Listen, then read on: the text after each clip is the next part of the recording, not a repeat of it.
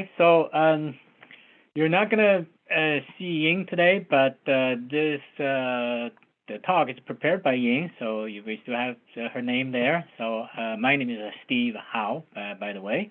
So I'm a professor and also have a PhD, and so I now work at the Community CPA. So you can reach Ying at her email, or if you have any questions for today's topic, and you can also reach me at my email address. Okay, and so a quick note about our CEO Ying. So she has a book published already at 8. I was appointed with Ying at 8 a.m. That talks about how to start a business, and she has a few other books in the make. Her second book, Appointment with Ying, at 10 a.m. That's coming out soon, hopefully. So then that's going to talk about how to develop or grow your business. Okay, then Ying also serves on the National Taxpayer Advocates Panel, and then she was at one time, actually she served 2 terms at the Iowa Accountancy Board. All right, and anyway, so we always put this no responsibility disclaimer out there. So basically, so if you are not our regular client, just by attending this webinar, that does not form a client relationship with us. So we cannot be responsible for whatever you do just based on listening to this webinar. So if you want us to better serve you, and then so you're very welcome, and we welcome everybody to become our client. So for us to serve you better and in the best we can. All right. So as the title of the talk shows, we're going to talk about how to avoid or at least reduce the chances of being audited. And so let's have a quick review of what are the types of common audits. So first of all, at the federal level, so there are IRS audits, and such as income tax audit and payroll tax audit for employers. So you need to worry about not only the income tax audit, but payroll tax audit and some other audits too, for employer in particular. Okay, and then for individuals, of course, typically, it'll be just an income tax audit. But for employers, there are several other types of audit that IRS may come at you.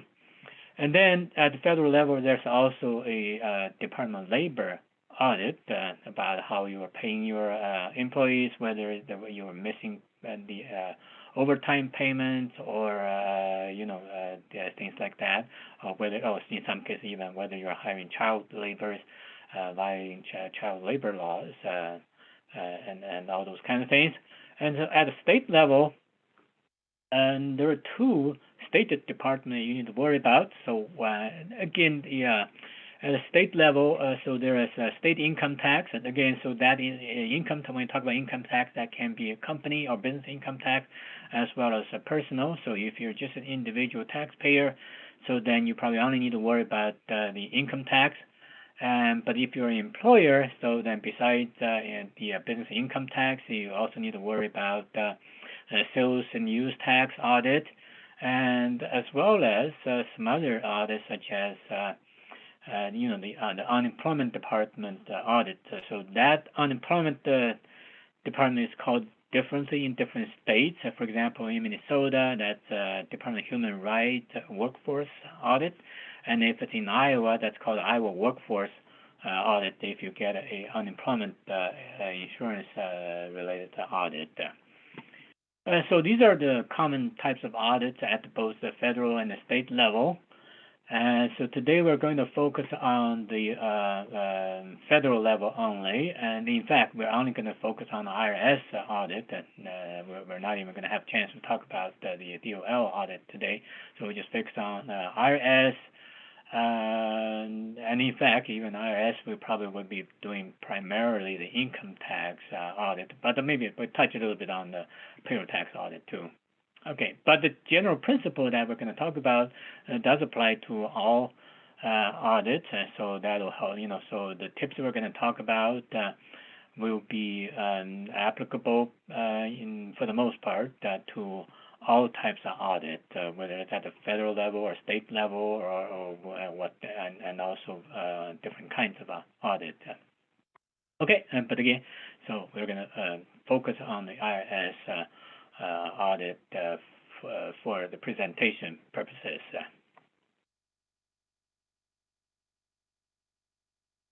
All right, so what are some common triggers for audit? Okay, so the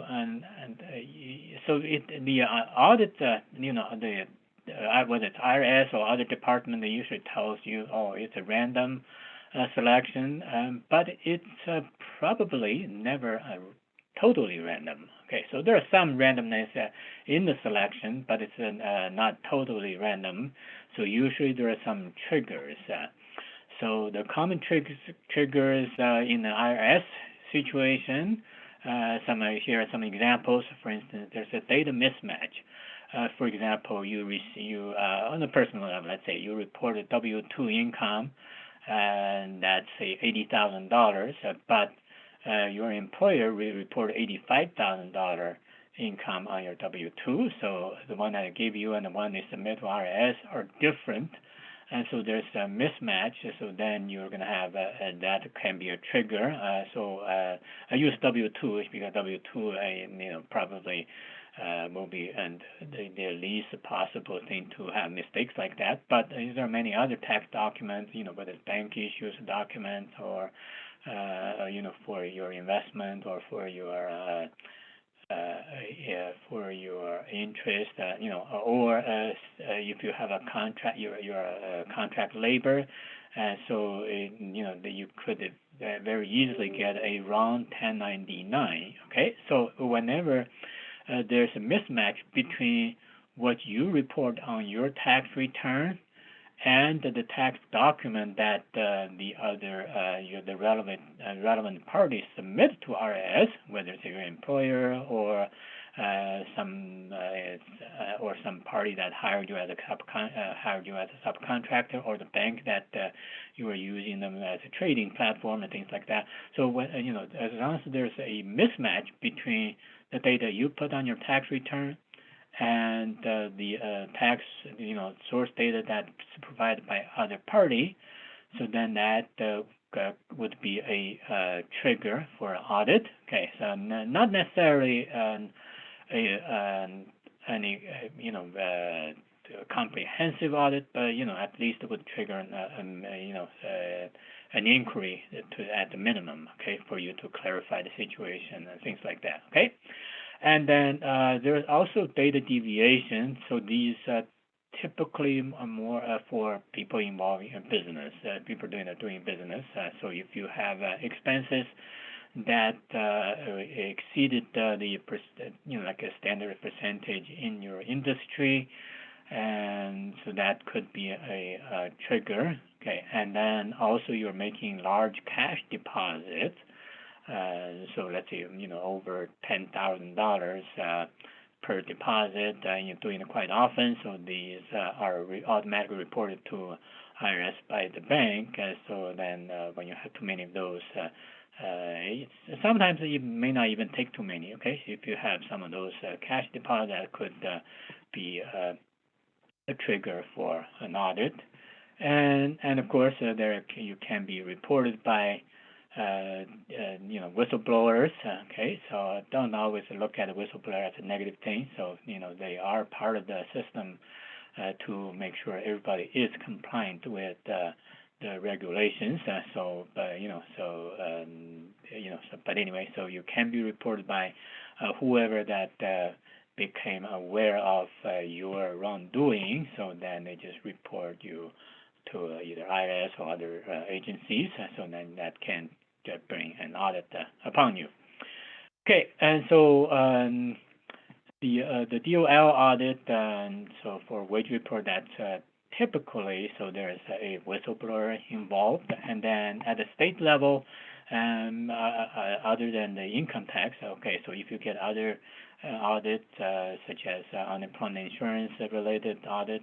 So then sometimes the state may be focusing on from time at a different period of time, they're focusing on different projects. For example, in Iowa, we know there was one period of time they were focusing on contractors, construction contractors, and so because there's a very high unemployment insurance rate for construction contractors, and a lot of contractors who are using various ways to avoid such assessment. So then state had a period for a period they had a focus on that type of audit.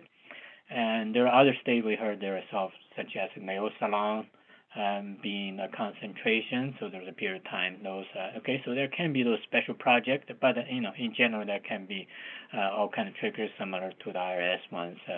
So from things that you submitted, that aren't consistent with what they believe it should be, all the way to their whistleblowers and other things. All right. And so now the question is, how can, as a business owner, so you know that whenever there's an audit, even if you have done everything 100% correct by the book, by the rules, and it's still a big headache. So then you will come out clean after the audit, but there's still a lot of, it's a big headache for you to have to take out all the paperwork out, and it's going to take you a lot of time and to deal with the audit. So when you can actually use the same time to do some other things and more productively. Okay, so you want to try to avoid audit as much as you can. First of all, of course, there's no such thing as audit proof, and then you always want to be prepared. So which means that you should always do the right thing and follow, not only do the right thing, but also follow the right procedures. Okay, so if you're doing the right thing, but you didn't follow the procedure, for example, didn't save the paperwork, and so that could give you a big headache when you are put for audit. Okay, and also when you are hitting a deadline, and don't just ignore the deadline. Say, oh, okay, I can always file late, so if I get a penalty, that's fine. So I'll pay the penalty because I'm too busy right now. I don't have time. Okay, so if that's the case, so then make sure that if there's a mechanism for you to do extension, you want to make sure you file an extension. And instead of just ignore it and say, hopefully you will just pay the penalty and let things go away. So sometimes that can bring you troubles unnecessarily. And also, whenever you can, so you want to use electronic filing. So, for example, not only income tax return can be filed electronically, the payroll tax return can also be filed electronically. In fact, that's the preferred method of filing that both the federal government and the state prefers these days, the electronic filing. So you want to use those more modern technologies, and then also whenever there's a extension mechanism, you want to use the extension rather than just ignore the deadlines. Okay. And also, you want to do your accounting properly. Use real accounting. So this is where what I mentioned earlier. So not only you are doing the right thing, but also follow the right procedure. Sure, you may be doing the right thing, but if you don't have proper accounting, and then you're not following the right procedure, and then that can give you a headache if you do get audited. Okay, so you want to do proper accounting and use soft accounting software on your electronic notebook, and not use your paper notepad that you just do your hand scratches. And because accounting for a business can be very complex, and you really can't rely on just using notepads and paper and pen to do the calculations anymore. All right, and then if you are trying to save taxes, so then make sure you use the proper tax saving strategies and implement tax structure optimization, and instead of say just do it randomly, so because then you do it randomly and aim properly, that can bring you big trouble. and also use data match whenever possible, so that you know that whatever data IRS has, you didn't miss anything, or you didn't have any discrepancy when you report your own in the data and on your tax return. Okay, and so this tax planning, tax organized, of course, that probably goes with the tax structure optimization. So when you have a tax planning, so typically there will be some tax structure optimization involved. So and then so for all of these, of course, so you will, as a business owner, you may be very often busy with running your own business and don't have the time to devote to doing all of those procedures. And then, of course, in that case, you just make sure you use a professional, a trustworthy professional, rather than just leave them alone. You don't do anything. So only if you're audited, then you try to scramble to do an accounting. So then maybe by then might be too late. Okay, too big a headache for you to, for example, gather 5 years or 3 years of data from scratch. That can be a huge challenge to you and also to the professional that's going to help you with that. Okay, so make sure you work with the professionals regularly, rather than just only when you get audited and then you scramble to find the service. All right. Okay. And so this I guess this slide to some extent repeats the prior one. So and then so there, as I mentioned earlier already, there's no there's no way to avoid an audit 100%. So if some accountants telling you, if you hire them, they can help you to prevent the audit 100%. So that's going to be an empty promise. Okay. So and then if you get audited, you are still the number one person to be responsible for that. Okay, and then regardless who promised you what. Okay, but so there are several ways that you can try to reduce your chances. Okay, so the more and more I'm reading this, the more I feels like this is also a repeat of the prior transparency. Okay, and so the number one thing, so the best defense against audit is to stay legally compliant, and so you're not doing anything wrong, okay, but also you want to follow all the right procedures and use professional services and do the proper accounting, okay? So these are the things. So that both slides, they talk about the same thing, okay? And when you do get an audit, so you're not defenseless, okay? So don't panic. So especially if you did all the right thing, okay? So then there are several, so you have a taxpayer rights too, okay? And so, for example, the first thing is you have the right to be informed.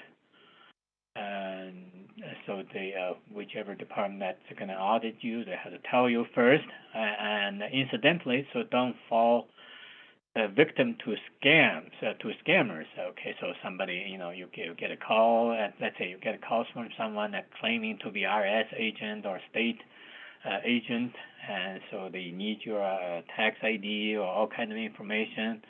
So the IRS or state agency, they do not start their audit with a phone call to you. Okay, so they would typically send you a notice first, and then they may follow up with a phone call, but they won't start with a phone call. Okay, and especially if they're asking you for all your IDs and your bank account information, or claiming you owe them a lot of money, you have to pay right away or things like that. So these are quite often scammers. Okay. All right. So anyway, so that's you have the right to be informed. So basically, you will be getting a notice first if you're selected for audit. Okay, and you have the right to quality service, and you can have the right to challenge IRS positions, and be heard by both the agency as well as beyond the agency, such as IRS, the court outside IRS. Okay, a tax court actually, by the way, is still part of the Department of Treasury, and so you can challenge IRS position not only at the tax court but also even at the regular court, and so there are appeal mechanisms in the process you can use. Okay, and so there are several other rights, so I just list them here, so I won't go through them all. And so when you have time, you can look through those in more details. But anyway, so what that means is you do have certain rights, and also there's a taxpayer advocate service, so that semi-independent from IRS. Okay, so that can help taxpayers. That can help taxpayers and in deal with or resolving tax audit issues. All right, and so also, if you a business owner, you also know that I'm even an individual taxpayer, so and you want to know when can I throw away some documents. For example, these are from 20 years ago. They still have occupying a chunk of my space in my garage or somewhere in my room. So do I need to keep them forever?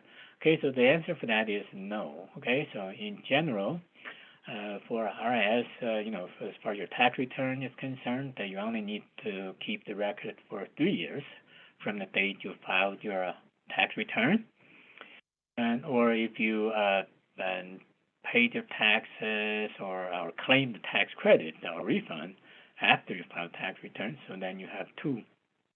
You need to keep the record for 2 more years. Okay, so and then in some rare situations, or some I shouldn't say too rare, but in some smaller number of situations, you may need to keep the record for 7 years. Okay, so for example, if you file a claim for loss from worthless securities like junk securities, or you did a bad debt deductions or things like that. Okay, so there are other situations. So there are just some examples, and there are some other situations you may need to keep your record for 7 years. Okay, so in general, you only need to keep for 3 years. Maybe in some cases you're really worried, so you can keep them for 7 years, but you probably never need to keep your documents for more than 7 years. And in fact, if you use the big banks, so then you probably notice that the big banks at least, so they actually keep their bank statements online available to you for 7 years. Okay, so the big credit card companies are also big banks. Okay, so that's the number of years you need to keep your record. And then also, if you do get audited, here are some of the things we want to quickly mention here. So number one, you want to try to figure out what caused the audit. So could be as simple as you claimed a large refund. So depending on tax law change. So that's not necessarily you did anything wrong. For example, right now, the employees probably heard that there's this ERC, or Employee Retention Credit. We have clients that's getting hundreds of thousands of dollars back as a credit refund, a ERC refund, and so that is a large amount. So that could bring upon you an audit, but that's a probably very limited audit, and so what I really meant was that's you not necessarily did anything wrong. Okay, so you are just entitled to a large refund. If you are indeed entitled to a large refund, then go ahead and claim it. Okay, so even though that may bring on you an audit. So when an audit comes, you just deal with the property. As long as you didn't do anything wrong, there's nothing to be afraid of. Okay, and it's just a headache. So you had to deal with that. All right, and so there are some other things you can avoid, such as like a W-2 that you forgot to file. You have two W-2, you only did one, and so that can be easily avoided by doing a data draw. Okay, if you draw IRS data, so then you have a list of your income from different sources. So then, you will realize, in this W-2, I only worked there for 5 days. I almost forgot. So, but at the year end, I did get a W-2. That's a legitimate one. I'll include in my tax return if you do a data draw and realize that. Okay. So, and then if you are a Schedule C filer, so, and then especially if you claim the home expenses, so home office expenses, what I mean is, okay, so then, that could be a trigger, and so then if you get audited, so then at least that's the reason, so then you need to have all your records ready properly, to deal with that properly. Okay, another thing we want to mention is that when you receive a notice, you want to decide from the start, okay, so do you want to do it on your own or you want to use a professional, okay? Not to say you cannot change your mind, okay, so let's say you want to do it on your own in the beginning and then you change it halfway, okay? But if you do it on your own in the beginning and you may have answer some of the questions incorrectly or improperly, so this is going to going into IRS records, so it'll be very hard for the professional to change the character or recharacterize the same thing for you. Okay, so maybe the damage is already done by you representing yourself in the beginning, and so that may be difficult to reverse. Halfway when you go to a professional for help. So from the very start, if you think that the matter is going to be serious or is beyond what you believe your knowledge and expertise, so then you should hire a professional, experienced to hire a professional from the start. Okay. And also when you get an audit, so then of course you will have to work on collecting all kinds of documents, and you need to start right away to gather your records and then compile whatever book that's needed. Okay, so as one last reminder, so the data match is actually a pretty powerful tool. So a lot of people don't, a lot of people aren't using it. So IRS does have the data match tool available to everybody. Okay, so you can do the data match before you file a tax return, and then so that will minimize you're missing any items on your tax return. All right, and so that should be it for our webinar today. Okay, and we ran out of time anyway, so I'll just quickly show you the slides. Okay, and let's end with giving you our website again. So in case you have any questions, you can go to our website to check on what webinars are coming up, or send us a message at our general mailbox at catherine@communitycpa.com, or call us at 515-288-3188, Monday through Saturday, 8:30 to 5:30. Okay, so you can call. You can also send to our staff at their individual email address if you know their name, and then but otherwise you can send to this general email box. Okay, thank you for listening in to our webinar today, and so next Tuesday it'll be in again. So if you want, but anyway, so okay, so that should be it. Bye bye.